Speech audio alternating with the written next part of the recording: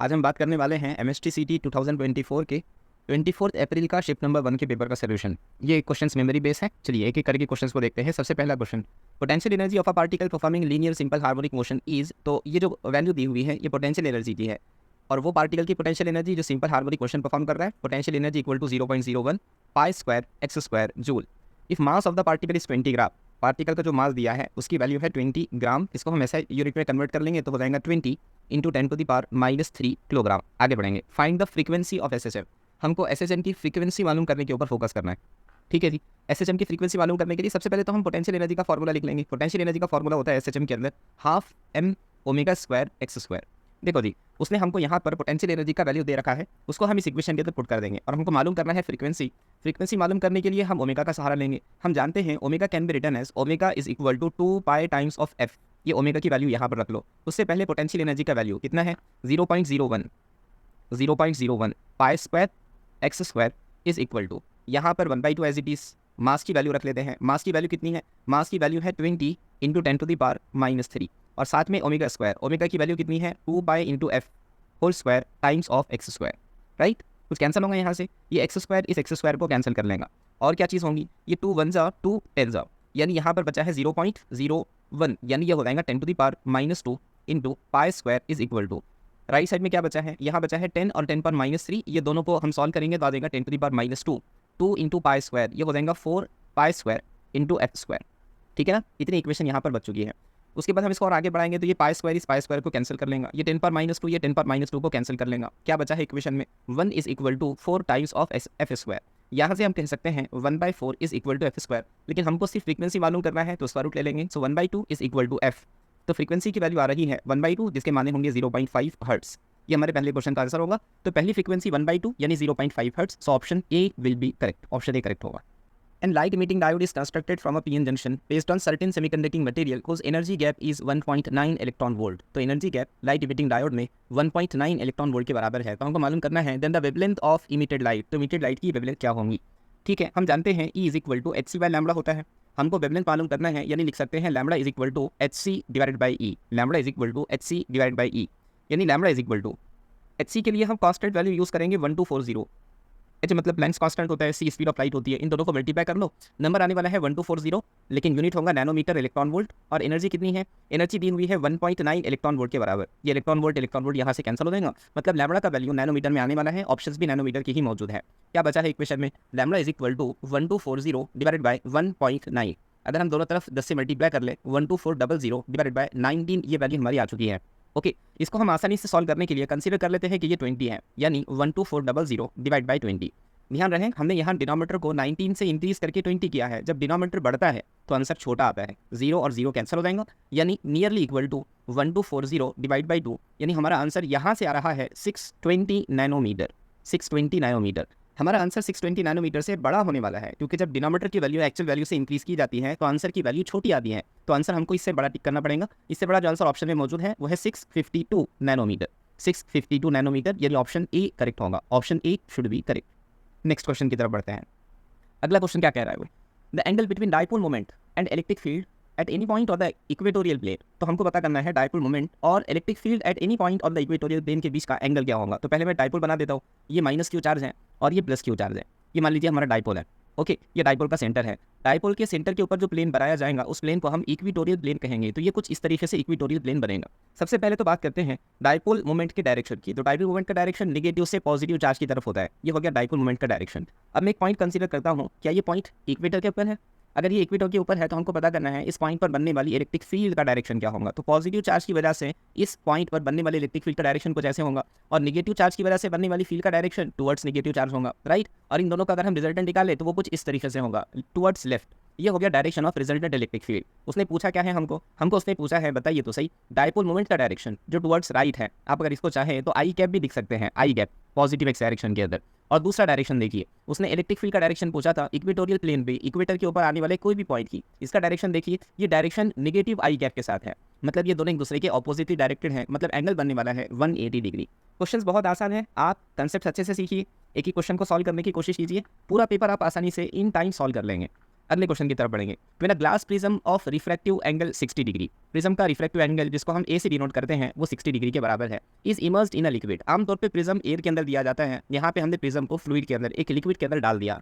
It's angle of minimum deviation is 30 degree, तो delta की value दी हुई है 30 डिग्री, राइट, लेकिन ये एंगल ऑफ मिनिमम डेविएशन है। The critical angle of the prism with respect to the liquid medium, तो हमको मालूम करना है थीटा सी या आई सी का वैल्यू क्या होगा, क्रिटिकल एंगल हमको मालूम करना है गिवन फ्लूइड के रिस्पेक्ट में। ओके, मान लीजिए हमने प्रिज्म को फ्लूइड के अंदर डाल दिया, तो वहाँ पर हम रिफ्रैक्टिव इंडेक्स का formula in terms of angle of minimum deviation के केस में जानते हैं, mu is equal to sine of A plus delta m by 2 upon sine of A by 2, ठीक है ना। यहाँ पे हमको ए की वैल्यू दी हुई है 60, यानी लिख सकते हैं mu is equal to sine of A की वैल्यू कितनी 60, angle of minimum deviation 30 divide by 2 upon sine of A by 2, और ए कितना है 60 डिवाइड बाई 2, करेक्ट, ठीक है। उसी के साथ साथ दूसरा फॉर्मूला रिफ्रैक्टिव इंडेक्स का हम जानते हैं, mu is equal to 1 upon sine of theta C, और यहाँ थीटा सी क्रिटिकल एंगल होता है, इसलिए हम म्यू की जगह पर लिख लेंगे 1 upon sine of theta c is equal to कितना, साइन ऑफ 60 प्लस 30 90 बाई 2, ये हो जाएगा sine 45 divide by sine of 60 by 2, ये हो जाएगा साइन 30, ठीक है ना। हमको सिर्फ एंगल थीटा सी मालूम करना है, इसलिए पूरी इक्वेशन को उल्टा कर लेते हैं, तो इक्वेशन बन जाएंगी sine of theta c is equal to sine 30 upon sine 45। Sine 30 का वैल्यू कितना होता है, साइन 30 का वैल्यू होता है 1/2, और साइन 45 का वैल्यू कितना होता है 1/√2। ओके, यानी ऊपर का 1/2 एज इट इज होगा, और 1/√2 इनवर्स होकर ऊपर चला जाएगा, ये बन जाएगा √2 डिवाइड बाय 1, यहाँ का √2 यहाँ का √2 कैंसिल, इक्वेशन में बचा है 1/√2 is equal to sine of theta C. अब बताइए वो कौन सा एंगल होता है जिसका इनवर्स साइन इनवर्स 1/√2 होता है, वो एंगल 45 होता है, यानी क्रिटिकल एंगल 45 डिग्री आना चाहिए। तो गिवन मीडियम का क्रिटिकल एंगल कितना होगा 45 डिग्री, यानी option C will be correct. आया समझ में। हमने आप लोगों के लिए इसी तरह के क्वेश्चंस तैयार किए हैं। आप अगर एमएसटीसीटी के पेपर्स के बारे में देखेंगे तो यहाँ पे आपको एक बात क्लियरली समझ में आएंगी कि एमसीक्यूज बहुत इंपॉर्टेंट है, पीवाईक्यूज वाले एमसीक्यू बहुत इंपॉर्टेंट है। इसलिए हमने आपके लिए हमारे एप्लीकेशन में, एप्लीकेशन का नाम क्या है, एप्लीकेशन का नाम है MUKCET। आप इसको प्ले स्टोर पर जाकर सर्च कर सकते हैं, इस एप्लीकेशन को डाउनलोड कीजिए। एप्लीकेशन डाउनलोड करने पर आपको 2 अलग अलग कोर्सेस मिलेंगे, एक तो पीवाईक्यूज वाला कोर्स और दूसरा पावर प्रेप वाला कोर्स। ये दोनों भी कोर्सेस आपको आपकी सहूलियत से लेना है, जो आपका वीक पॉइंट है आप उसका कोर्स परचेस कर सकते हैं। पीवाईक्यूज के अंदर क्या है, पीवाईक्यूज के अंदर हमने आपके लिए 8 साल के प्रीवियस ईयर के पेपर तैयार किए हैं विथ वीडियो सोल्यूशन। ये बहुत अहम बात है, वीडियो सोल्यूशन के साथ सभी के सभी क्वेश्चन हैं। आप क्वेश्चन को सॉल्व कीजिए, आप टेस्ट अटेंड करेंगे, आपके टेस्ट में कुछ ना कुछ क्वेश्चन सही आएंगे। हो सकता है कुछ क्वेश्चन गलत आ जाए, जो क्वेश्चन गलत आए उनके पीछे का रीजन क्या है ये जानने के लिए आपको वीडियो सोल्यूशन की हेल्प लगेगी, और वहाँ वीडियो सोल्यूशन मौजूद है। आप वीडियो सोल्यूशन देखकर क्वेश्चन को समझ लेंगे, इस तरह पूरा का पूरा टॉपिक आपका बहुत अच्छा हो जाएगा। तो हमारे पीवाईक्यू वाले कोर्स के अंदर आपको 8 साल के पेपर मिलेंगे विद वीडियो सोल्यूशन, ये फिजिक्स का है, और केमिस्ट्री के 5 साल के पेपर मिलेंगे, केमिस्ट्री के भी तमाम क्वेश्चन विद वीडियो सोल्यूशन है, ठीक है। और एक अहम बात, अगर हम पावर प्रेप वाले कोर्स की बात करें तो इसके अंदर आपको पीवाईक्यूज तो मिलेंगे ही मिलेंगे, लेकिन साथ में आपको चैप्टर वाइज टेस्ट भी मिलेंगे। हर चैप्टर पर हमने एक टेस्ट आपके लिए प्रिपेयर किया है, उस टेस्ट के अंदर भी आने वाले क्वेश्चंस दिल से नहीं लिए गए, आसान क्वेश्चंस नहीं है, ये वही क्वेश्चंस है जो MSTCT के अंदर पूछे जा चुके हैं, इसलिए ये टेस्ट बहुत अहम होगा। अगर आप हमारे एप्लीकेशन से जाकर ये पावर प्रेप वाला कोर्स डाउनलोड करते हैं, परचेस करते हैं, और वहाँ अगर कूपन कोड यूज़ करते हैं CET24 तो आपको 50% ऑफ मिलेगा, आपको 50% ऑफ मिलेगा, लेकिन ये सिर्फ और सिर्फ शुरू के 50 स्टूडेंट्स के लिए है। ध्यान दीजिए, अगर आप वहाँ पर जाकर CET24 या कूपन कोड यूज़ करते हैं तो आपको 50% ऑफ मिलेगा, लेकिन ये सिर्फ शुरू के 50 स्टूडेंट के लिए है। तो अगर आप उन खुशनसीब स्टूडेंट्स में से हैं जो शुरू के 50 स्टूडेंट्स जो इस वीडियो को देख रहे हैं, तो फिर आपके लिए बहुत अच्छा चांस है, आप इस कूपन कोड का इस्तेमाल करके हमारे कोर्स को परचेस कर सकते हैं। चलिए फिर हम आगे बढ़ेंगे अगले क्वेश्चन की तरफ। अगला क्वेश्चन क्या कहता है, the extension in a string obeying Hooke's law is x। तो किसी स्ट्रिंग में जो एक्सटेंशन आया उसकी वैल्यू x के बराबर है। The speed of the wave in the stretch string is v। तो अगर हम स्ट्रेच स्ट्रिंग के अंदर यानी ट्रांसवर्स वेव की बात चल रही है, स्ट्रिंग के अंदर तो ट्रांसवर्स वेव ही पैदा होती है, वहाँ पर उसकी स्पीड v के बराबर है। If the extension of the string is increased to 1.5x, अगर हमने उसका एक्सटेंशन इंक्रीज कर दिया और अब वो 1.5x हो चुका है, then the speed of the wave in the string will be. तो हमको मालूम करना है आपके केस में स्ट्रिंग में स्पीड कितनी हो जाएंगी गिवन वेव की। हम वेलोसिटी ऑफ वेव का फॉर्मूला जानते हैं, velocity of transverse wave on a stretch string v equal to √T/μ। यहाँ t के माने क्या है, यहाँ t के माने टेंशन के हैं, म्यू के माने क्या है, म्यू के माने मास पर यूनिट लेंथ के हैं। ये जो मास पर यूनिट लेंथ है ना, ये क्वांटिटी मटेरियल की प्रॉपर्टी है, ये क्वांटिटी मटेरियल की प्रॉपर्टी है। कब बदलेगा, जब मटेरियल बदलेगा। अगर मटेरियल नहीं बदला तो म्यू बदलता नहीं है। इस क्वेश्चन के अंदर अगर हम देखेंगे तो यहाँ पर मटेरियल नहीं बदला, लेकिन अलग अलग एक्सटेंशन आया है, मतलब टेंशन बदला है, यानी हम लिख सकते हैं v is proportional to √T, यानी बाद वाली वेलोसिटी अपॉन पहली वाली वेलोसिटी हो जाएगी √ बाद वाला टेंशन अपॉन पहले वाला टेंशन। और उसने क्वेश्चन में ही मेंशन किया, क्या मेंशन किया कि यहाँ हुक्स लॉ ओबे हो रहा है। हुक्स लॉ क्या कहता है, जितना लोड होगा उतना ही एक्सटेंशन होगा, F is proportional to extension. मान लीजिए पहले टेंशन T था, पहले फोर्स T के बराबर लगा था, उस वक्त आने वाला एक्सटेंशन कितना था, x था। बाद में जो हमको टेंशन लगा वो है T डैश, यानी उस वक्त आने वाला एक्सटेंशन कितना हो गया 1.5x। यानी हम कह सकते हैं टी डैश अपॉन टी ये बराबर हो जाएगा 1.5x डिवाइड बाई x। इसलिए यहाँ के टेंशन को हम रिप्लेस कर लेंगे। टी डैश की जगह पर कितना आ जाएगा 1.5x और टी की जगह पर क्या आ जाएगा x। ये समझा, हमने यहाँ टेंशन को यानी फोर्स को एक्सटेंशन से रिप्लेस कर लिया। ये x इस x को कैंसिल करेगा। इक्वेशन में जो बचा है वो लिख लेता हूँ, v dash upon v is equal to under root 1.5। हमको v डैश की वैल्यू मालूम करना है, यानी v dash will be equal to under root 1.5 times of v। और अंडर रूट 1.5 को हम 3/2 भी लिख सकते हैं, यानी बाद वाली वेलोसिटी पहले वाली वेलोसिटी का अंडर रूट 3/2 टाइम्स होगा, यानी option A will be correct. Option A correct होगा। ओके, देखो जी बहुत आसान क्वेश्चन है, बहुत ही आसान क्वेश्चन है। ऐसे क्वेश्चन आपको हमारे कोर्स के अंदर बहुत सारे मिल जाएंगे। आप वहाँ जाकर टेस्ट को अटेंड करें, आपका पूरा कंसेप्ट अच्छे से सॉल्व हो जाएगा, आपका पेपर अच्छा जाएगा। Ratio of maximum and minimum wavelength of Paschen series, तो हमको मालूम करना है रेशो किसका किसका, मैक्सिमम वेवलेंथ का किसके साथ, मिनिमम वेवलेंथ के साथ। लेकिन किसके लिए, ये सारे कैलकुलेशन करना है पास्शियन सीरीज के लिए, ठीक है ना। तो सबसे पहले लाइमन होता है जिसके अंदर फाइनल ऑर्बिट होता है 1, उसके बाद होता है बाल्मर, बाल्मर के लिए फाइनल ऑर्बिट होता है 2, उसके बाद होता है पास्शियन, पास्शियन के लिए फाइनल ऑर्बिट कितना होता है, फाइनल ऑर्बिट होता है 3। अब ध्यान दीजिए, वेवलेंथ की वैल्यू मैक्सिमम लाने के लिए, वेवलेंथ की वैल्यू मैक्सिमम लाने के लिए हमको ट्रांजिशन के अंदर सबसे छोटा ट्रांजिशन देखना पड़ेगा। वेवलेंथ मैक्सिमम कब मिलेंगी, वेवलेंथ की वैल्यू मैक्सिमम यानी एनर्जी डिफरेंस सबसे मिनिमम, इसका मतलब सबसे छोटा ट्रांजिशन। इसके 1/λ is equal to r under the bracket of 1/nf² minus 1/n²। अब बात करते हैं मैक्सिमम वेवलेंथ के लिए, यानी 1/λ max is equal to r under the bracket of final orbit कितना होगा जी, फाइनल ऑर्बिट तो 3 ही होगा। और वेवलेंथ की वैल्यू मैक्सिमम चाहिए तो हमको 4th ऑर्बिट से 3rd ऑर्बिट तक इलेक्ट्रॉन को मूव करवाना पड़ेगा, इलेक्ट्रॉन का ट्रांजिशन करवाना पड़ेगा, ठीक है ना। यानी लिख सकते हैं 1/λ max is equal to r under the bracket of 1/3 का स्क्वायर 9 और 4 का स्क्वायर कितना 16। ओके, यानी 1/λ max is equal to r into 16 minus 9, ये कितना होगा 7/16 इंटू 9। यहाँ से हमको समझ आया lambda max is equal to 16 into 9 divided by r into 7। यहाँ तक समझा। इसी तरीके से हम मालूम करेंगे मिनिमम वैल्यू कितनी है, इसी तरीके से हम मालूम करेंगे मिनिमम वैल्यू कितनी है। अब 1/λ मिनिमम पास्शियन के लिए ये कैसे सॉल्व होगा, r under the bracket final orbit तो उतना ही है 3 का स्क्वायर, वेवलेंथ की वैल्यू मिनिमम चाहिए मतलब एनर्जी सबसे ज़्यादा चाहिए, तो इन्फानाइट से लेकर आना पड़ेगा 1/∞²। यहाँ से हम लिख सकते हैं 1/λ min is equal to r under the bracket of 1/3 का स्क्वायर कितना होता है 9 और 1/∞², इन्फानाइट स्क्वायर तो इन्फानाइट ही होगा और 1/∞ 0 होता है, इस वजह से यहाँ सिर्फ इतना ही टर्म बचा। यानी हम लिख सकते हैं 1/λ minimum is equal to 9 divide by r। Lambda minimum की वैल्यू कितनी आ गई 9 डिवाइड बाय r। लेकिन हम मालूम क्या करना चाहते हैं, हम लैम्बडा मैक्स बाय लैम्बडा मिन की वैल्यू मालूम करना चाहते हैं। लैम्बडा मैक्स की वैल्यू कितनी आई, लैम्बडा मैक्स की वैल्यू अभी हमने निकाली है, कितनी है 16 into 9 divided by r into 7।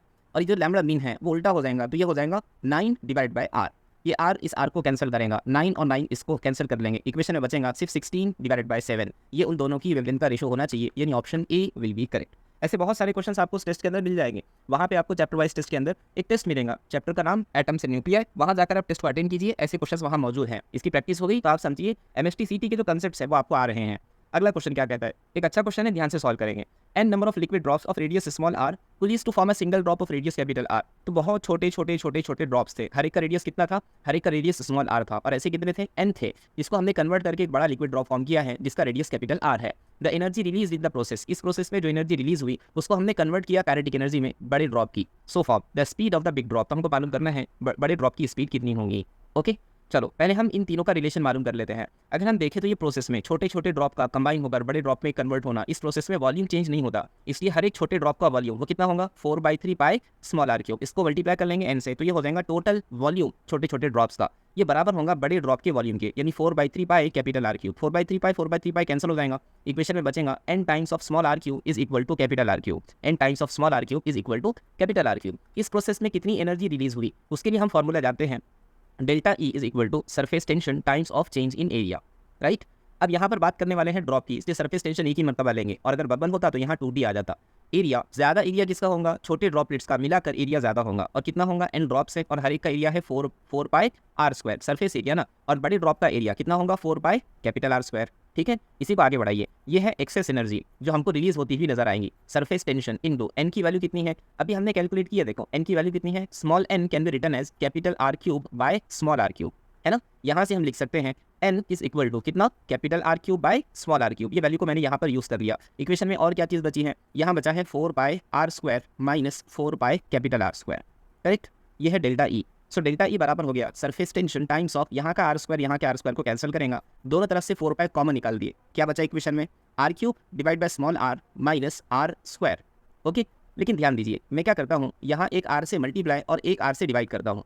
अब दोनों जगह आर क्यूब हो गया, इसलिए हम यहाँ पर surface tension into 4 by capital R cube को भी बाहर निकाल लेंगे। इक्वेशन में क्या बचा, 1 by small r minus 1 by capital R. ये एक एनर्जी है, ये एनर्जी को क्या में कन्वर्ट किया गया, इस एनर्जी को कन्वर्ट किया गया काइनेटिक एनर्जी में। किसकी, बड़े ड्रॉप की। इसलिए एनर्जी की जगह पर मैं लिख लूंगा half mass into velocity square. किसका मास, जिसकी काइनेटिक एनर्जी है, किसकी काइनेटिक एनर्जी है, बड़े ड्रॉप की, इसलिए बड़े ड्रॉप का मास और बड़े ड्रॉप की वेलोसिटी। हमको वही स्पीड मालूम करना है बड़े ड्रॉप की, मतलब हमारा क्वेश्चन सॉल्व हो सकता है। Surface tension into 4 by capital R cube under the bracket of 1 by small r minus 1 by capital R. अब ध्यान दीजिए, हमको ना बड़े ड्रॉप का मास नहीं मालूम है, लेकिन हमको बड़े ड्रॉप का रेडियस तो मालूम है, रेडियस मालूम है यानी वॉल्यूम मालूम है, इसलिए हम मास को लिखेंगे डेंसिटी इंटू वॉल्यूम। मास को क्या लिखेंगे, डेंसिटी इंटू वॉल्यूम, बड़े ड्रॉप की डेंसिटी, और बड़े ड्रॉप का वॉल्यूम होगा 4/3 pi capital R cube. Equation में क्या बचा है, इक्वेशन में बचा है surface tension into 4 by capital R cube under the bracket of 1 by small r minus 1 by capital R. और कुछ कैंसिल हो सकता है क्या, देखिए यहाँ का कैपिटल आर क्यूब कैंसिल हो जाएगा, 4 पाई और ये 4 पाई एक दूसरे को कैंसिल कर लेंगे, राइट। क्या बचा इक्वेशन में, इक्वेशन में बचा है 1/2 इंटू डेंसिटी, और क्या बचा, और यहाँ पर बचा है एक और 1/3, ये 4/3 पाई आर क्यूब था ना, नीचे डिनोमिनेटर वाला 3 तो बचा है, is equal to surface tension बचा है under the bracket of 1 by small r minus 1 by capital R, right. यहाँ से हम लिख सकते हैं, हमको मालूम क्या करना है, हमको मालूम करना है वेलोसिटी। मैं भूल गया, ये m की जगह पर हमने इतना टर्म लिखे हैं, यहाँ पे एक वेलोसिटी का स्क्वायर एज इट इज है, ये v स्क्वायर यहाँ भी बचेगा। 3 2 6 को मल्टीप्लाई में लेकर चले जाओ, यानी v स्क्वायर बन चुका है 6t divided by rho under the bracket of 1 upon small r minus 1 by capital R. क्या ये हमारा आंसर है, नहीं, ये वेलोसिटी के स्क्वायर की वैल्यू है, यानी वेलोसिटी हो जाएंगी under root of 6t divided by rho under the bracket of 1 upon small r minus 1 by capital R. ये हमारा आंसर होना चाहिए। चेक कीजिए कहाँ पर मौजूद है ये answer, under root 6t by rho 1 by small r minus 1 by capital R. ये हमारा आंसर होना चाहिए, यानी ऑप्शन, कौन सा ऑप्शन करेक्ट होगा, option A will be correct. ये एक अच्छा क्वेश्चन था, ध्यान से देखिए हमने कैसे इसको सॉल्व किया। आप मेरे साथ साथ क्वेश्चन सॉल्व कीजिए तो आपके क्वेश्चन बहुत पक्के होंगे। नेक्स्ट क्वेश्चन क्या कहता है वो, 160 joule of heat is incident on a metal surface. मान लीजिए कि मेटल सरफेस है, इसके ऊपर कितनी हीट इंसिडेंट हुई भाई, इसके ऊपर इंसिडेंट होने वाली हीट का वैल्यू है 160 जूल, जिसे हम टोटल अमाउंट ऑफ हीट कहते हैं। So Q is equal to 160 joule. Having coefficient of absorption 0.6, इसका कोएफिशिएंट ऑफ एब्जॉर्प्शन जो है वो 0.6 के बराबर है। Out of which 16 joule of heat is reflected back. तो amount of heat reflected by the surface, यहाँ से जो हीट रिफ्लेक्ट होकर वापस गई उसकी वैल्यू कितनी है, उसकी वैल्यू 16 जूल के बराबर है। Find amount of heat transmitted from the surface, तो हमको QT amount of heat transmitted by the surface की वैल्यू मालूम करना है। जो एग्जाम के अंदर क्वेश्चन आया था उसके अंदर उसने कोएफिशिएंट ऑफ ट्रांसमिशन मालूम किया था, पूछा था, मैंने उससे आगे बढ़कर कोएफिशिएंट ऑफ ट्रांसमिशन तो मालूम करना ही है, amount of heat transmitted by the body भी मालूम करने की कोशिश करना है। ये दोनों को मिलाकर क्वेश्चन बनाया है। जैसे हम जानते हैं coefficient of absorption, coefficient of transmission और कोएफिशिएंट ऑफ रिफ्लेक्शन, ये तीनों मिलकर कितना होना चाहिए, ये तीनों मिलकर 1 होना चाहिए। अब बात ये है कि हमको पता है उसने कोएफिशिएंट ऑफ एब्जॉर्प्शन दे दिया, कितना है 0.6। कोएफिशिएंट ऑफ ट्रांसमिशन अगर हमको मालूम हो जाए तो हम QT मालूम कर सकते हैं, लेकिन कोएफिशिएंट ऑफ रिफ्लेक्शन तो मालूम ही नहीं है, वो कैसे मालूम करेंगे। कोएफिशिएंट ऑफ रिफ्लेक्शन का फॉर्मूला होता है amount of heat reflected by the body upon total amount of heat incident on the body. तो कितनी हीट रिफ्लेक्ट हुई भैया, 16 जूल। कितनी हीट इंसिडेंट हुई थी, 160 जूल। तो ये कितना आ गया, ये आ गया 16 1 जा 16 10 जा, यानी 1/10, जिसे हम कह सकते हैं कोएफिशिएंट ऑफ रिफ्लेक्शन की वैल्यू 0.1 है। इसको उठाकर यहाँ रख लो, सो R की जगह पर आ गया 0.1 इज इक्वल टू 1। 0.6 0.1 ये हो चुका है 0.7 plus t is equal to 1। यहाँ से हम कह सकते हैं coefficient of transmission is equal to 0.3। Coefficient of transmission कितना है, 0.3 के बराबर। उसी के साथ साथ हम ये भी जानते हैं कि कोएफिशिएंट ऑफ ट्रांसमिशन मतलब क्या, amount of heat transmitted by the body to the total amount of incident heat, यानी कोएफिशिएंट ऑफ हीट यानी amount of heat transmitted can be written as coefficient of transmission into total amount of heat incident. अभी हमने coefficient of transmission मालूम किया है, कितना है 0.3, और total amount of heat incident कितना है 160, यानी ये हो चुका है 3 × 16, 0 इस्तेमाल कर लिया, 16 3 जा 48 जूल इतनी हीट ट्रांसमिट हुई होंगी। चेक कीजिए, option C will be correct. Exam के अंदर जो क्वेश्चन आया था उसमें सिर्फ कोएफिशिएंट ऑफ ट्रांसमिशन ही मालूम करना था, लेकिन पूरा कंसेप्ट आपके सामने आ जाए इसलिए मैंने आपके सामने ऐसा क्वेश्चन डिजाइन किया है। चलो अगला question, expression inside a soap bubble. एक सोप बबल है, चलो जैसे ही सोप बबल हमारे सामने आया, सोप बबल आते ही हमने कहा कि सरफेस टेंशन डबल होगा, surface tension original surface tension का डबल होगा। तो उसने कहा है excess pressure inside a soap bubble of radius r is p। Excess pressure का फॉर्मूला क्या होता है, excess pressure inside the bubble होता है 4t डिवाइड बाय r। यहाँ t उस जो सोप फिल्म है वहां पर फॉर्म हुई उस फ्लूइड का सरफेस टेंशन होगा। If radius becomes 3 times, radius को ट्रिपल कर लिया गया, then original radius, then find excess pressure. अब का एक्सेस प्रेशर कितना होगा वो हमको मालूम करना है, क्योंकि 40 नहीं बदला इसलिए हम कह सकते हैं excess pressure is inversely proportional to radius, यानी बाद वाला एक्सेस प्रेशर अपॉन पहले वाला एक्सेस प्रेशर, क्योंकि रेडियस के साथ इनवर्स है, यानी पहला आर अपॉन बाद वाला रेडियस, राइट। यानी बाद वाला एक्सेस प्रेशर अपॉन पहले वाला इज इक्वल टू, पहले का रेडियस कितना था आर, बाद का रेडियस क्या कर लिया हमने 3 टाइम्स कर लिए हैं, यानी नीचे आ जाएगा 3r, ये r इस r को कैंसिल करेगा, यहाँ से हम कह सकते हैं बाद वाला एक्सेस प्रेशर हो जाएगा p divide by 3, so p dash is equal to p by 3, ये हमारा आंसर होना चाहिए, यानी option C will be correct. अब ध्यान दीजिए ऐसे क्वेश्चंस आपको बहुत सारे मिलेंगे जो इससे पहले के क्वेश्चंस में आ चुके हैं, इसलिए आप क्या कीजिए PYQ बहुत ध्यान से सॉल्व कीजिए। हमने आपके लिए कोर्स तैयार किया, उस कोर्स को जाकर विजिट कीजिए, PYQs बहुत ध्यान से बनाने की कोशिश करें। When Young's double slit experiment is performed in air, अगर हमने YD वाला जो एक्सपेरिमेंट है यंग्स डबल स्लिट एक्सपेरिमेंट, इसके अंदर क्या होता है, 2 सोर्सेस होते हैं, यहाँ पर स्क्रीन होती है, सोर्सेस और स्क्रीन के बीच का डिस्टेंस होता है कैपिटल D, 2 सोर्सेस के बीच का डिस्टेंस होता है स्मॉल d, यहाँ पर होता है सेंटर ब्राइट पॉइंट, इसके बाद आता है फर्स्ट ब्राइट पॉइंट, इन दोनों के बीच के डिस्टेंस को हम फ्रिंज विड्थ कहते हैं। उसने कहा कि जब इसको एयर के अंदर परफॉर्म किया गया तो हमने देखा कि ऑब्जर्व फ्रिंज विड्थ x है, अगर एयर के अंदर किया गया तो lambda is equal to x equal to lambda capital D by small d, value बनती है फ्रिंज विड्थ की। यहाँ लैम्बडा जो होता है वो होता है wavelength in air. If complete setup is placed inside a liquid of refractive index mu, अब हमने क्या किया, ये पूरे सेटअप को उठा के पानी में डाल दिया, एक ऐसे फ्लूइड के अंदर डाल दिया जिसका रिफ्रैक्टिव इंडेक्स म्यू है, तो हमको पता करना है नई फ्रिंज विड्थ क्या होंगी। ध्यान से सोचकर बताइए, जब हमने इसको पानी के अंदर डाल दिया तो क्या कैपिटल D का वैल्यू बदला? नहीं, पूरा सेटअप वैसा ही है। स्मॉल d का वैल्यू बदला? नहीं बदला। क्या बदला है? मीडिया बदलने की वजह से वेवलेंथ बदल गई, यानी हम कह सकते हैं lambda dash is equal to x dash, बाद वाला फ्रिंज विड्थ बराबर होगा lambda dash capital D by small d, इसको डिवाइड कर लीजिए पहली वाली फ्रिंज विड्थ से, यानी x से, वो है lambda capital D by small d, ये d इस d को खत्म करेगा, क्या बचा x dash upon x is equal to lambda dash upon lambda. Okay, लेकिन हम जानते हैं रिफ्रैक्टिव इंडेक्स का फार्मूला, रिफ्रैक्टिव इंडेक्स का फार्मूला क्या होता है, mu is equal to wavelength in air divide by wavelength in media, लेकिन यहाँ पे हमको जरूरत है लैम्बडा डैश अपॉन लैम्बडा की, इसलिए हम लिख सकते हैं lambda dash upon lambda is equal to 1 by mu, lambda dash upon lambda की जगह पर क्या लिख लेंगे 1 बाय म्यू लिख लेंगे। इक्वेशन क्या बनी, x dash upon x is equal to lambda dash upon lambda की जगह पर लिखा गया 1 बाय म्यू, यहाँ से हम कह सकते हैं x dash is equal to x by mu, ये बाद वाला फ्रिंज विड्थ होना चाहिए, so x dash is equal to x by mu, यानी option C will be correct, option C correct होगा। इतना याद रखिए, जब भी किसी मीडिया के अंदर हम उसको इंटर करवा देते हैं, किसी मीडिया के अंदर हम उसको डाल देते हैं, तो फ्रिंज विड्थ की वैल्यू डिक्रीज हो जाती है वेवलेंथ के कम होने की वजह से। ओके, नेक्स्ट क्वेश्चन क्या पूछा है उसने, according to Boyle's law product of pressure and volume is constant. सही बात है, बॉयल्स लॉ के हिसाब से प्रेशर और वॉल्यूम का प्रोडक्ट वो कांस्टेंट होता है, ठीक है ना। जब टेम्परेचर कांस्टेंट हो तो P इंटू वी कांस्टेंट ही होगा। आपको पता करना है यूनिट ऑफ PV, ठीक है। सो हम प्रेशर इंटू वॉल्यूम का यूनिट निकालने की कोशिश कर रहे हैं, तो unit of P into V pressure volume बराबर हो जाएगा unit of pressure into unit of volume, ठीक है ना। यूनिट ऑफ वॉल्यूम, प्रेशर का यूनिट क्या होता है जी, प्रेशर का यूनिट होता है न्यूटन पर मीटर स्क्वायर, और वॉल्यूम का यूनिट क्या होता है मीटर क्यूब। मीटर स्क्वायर यहाँ के मीटर स्क्वायर को कैंसिल कर लेगा, क्या बचा इक्वेशन में न्यूटन मीटर, और न्यूटन मीटर होता है जूल के बराबर, न्यूटन मीटर होता है जूल के बराबर, ये हमारा आंसर होना चाहिए। तो P इंटू वी का यूनिट जूल के बराबर आएगा, यानी option A, again option A will be correct. Next question की तरफ बढ़ते हैं, the fundamental frequency of close organ pipe of length 20 centimetre. Fundamental frequency की बात करना है किसका, close organ pipe, close organ pipe की फंडामेंटल फ्रीक्वेंसी। मान लीजिए कि ये N1 है, तो N1 कितना होगा, N1 होगा V/4L, क्लोज ऑर्गन पाइप की फंडामेंटल फ्रीक्वेंसी, यहाँ पर मैं LC लिख लेता हूँ, इज इक्वल टू, यानी N1 बराबर है is equal to frequency of second overtone of open organ pipe.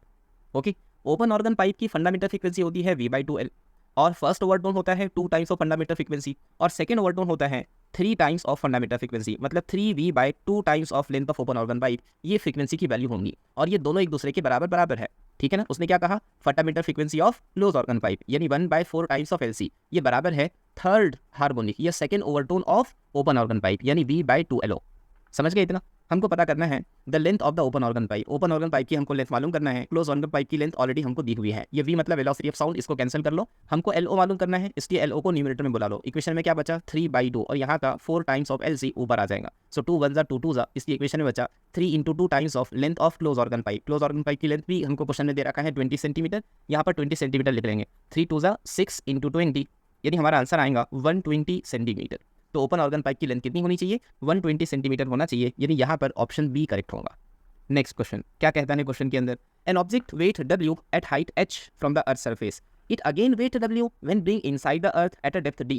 तो किसी ऑब्जेक्ट का वेट h हाइट पर जितना है उतना ही उसका वेट है, उसका वेट उतना ही है जब हमने उसको डेप्थ में लेकर चले गए। तो हमको रिलेशन मालूम करना है h और d का। अगर आप हमारे टेस्ट सीरीज को फॉलो कर रहे हैं तो ग्रेविटेशन के अंदर सेम टू सेम क्वेश्चन मौजूद है, टेस्ट सीरीज के अंदर आपको दिया हुआ है। आप पूरे टेस्ट ध्यान से सॉल्व करें। जो पावर प्रेप वाला कोर्स है उसके अंदर PYQs है, आप पहले PYQ सॉल्व करें, उसके बाद आप हर चैप्टर का टेस्ट सॉल्व करें, एक एक टेस्ट सॉल्व करें, एक एक क्वेश्चन को ध्यान से पढ़िए। आप देखेंगे बहुत सारे क्वेश्चन आपको पेपर में रिपीट होते हुए नजर आएंगे। वेट का फॉर्मूला क्या है? वेट को लिख सकते हैं m इंटू जी, लेकिन मास तो हाइट के साथ बदलता नहीं, यानी सिर्फ एक्सेलरेशन ड्यू टू ग्रेविटी का वेरिएशन हाइट के साथ होगा। उसी तरह वेट डेप्थ पे लेना है, mass into acceleration due to gravity at depth, ये मास इस मास को कैंसिल करेगा। अब बताइए हाइट पर एक्सेलरेशन ड्यू टू ग्रेविटी का फॉर्मूला क्या है? g under the bracket of 1 minus 2h divide by r। यहाँ h के माने हाइट फ्रॉम द सरफेस है और r जो है वो रेडियस के लिए इस्तेमाल किया गया। और gd का फॉर्मूला क्या है? 1 minus d by r, acceleration due to gravity at depth, ये g इस d को कैंसिल करेगा। क्या बचा? 1 minus 2h by r is equal to 1 minus d by r, ये 1 इस 1 को कैंसिल करेगा, माइनस इस माइनस को कैंसिल करेगा। क्या बचा? 2h upon r is equal to d upon r, ये r इस r को कैंसिल करेगा, यानी 2h is equal to d। ये इन दोनों के बीच का रिलेशन होना चाहिए। चेक कीजिए कौन से ऑप्शन के अंदर है। अगेन ऑप्शन ए के अंदर मौजूद है, सो option A will be correct, option A correct होगा। आप स्टडी करते रहिए। हमारे जहन में बात यह है कि हर वो बच्चा बहुत अच्छा परफॉर्म करेगा जो एग्जाम के दिन तक पढ़ेगा। आपको पढ़ना बंद नहीं करना है, आपके अंदर इंप्रूवमेंट होगा, आपके अंदर बिल्कुल इंप्रूवमेंट होगा। आप कोर्स को फॉलो करें, हर टेस्ट अटेंड करें, वीडियो को ध्यान से देखें। हम आपके लिए वीडियोस लेकर आते रहेंगे, आप वीडियोस को देखिए, ऐसे ही क्वेश्चन बनाने की कोशिश कीजिए। जो फॉर्मूले यहाँ यूज हो रहे हैं उन फॉर्मूले को चैप्टर के हिसाब से अरेंज कीजिए। रोजाना फॉर्मूले देखिए, फॉर्मूले याद नहीं होना ये फिजिक्स की सबसे बड़ी गलती है। आप फॉर्मूले याद करें, क्वेश्चन ध्यान से पढ़ें, आपके पूरे क्वेश्चन बनेंगे। स्पीड ऑफ ट्रांसवर्स वेव और stretch string is 30 metre per second. Transverse wave के अंदर स्पीड है 30 metre per second. It is observe that distance between 11 crest on the wave is 1 metre.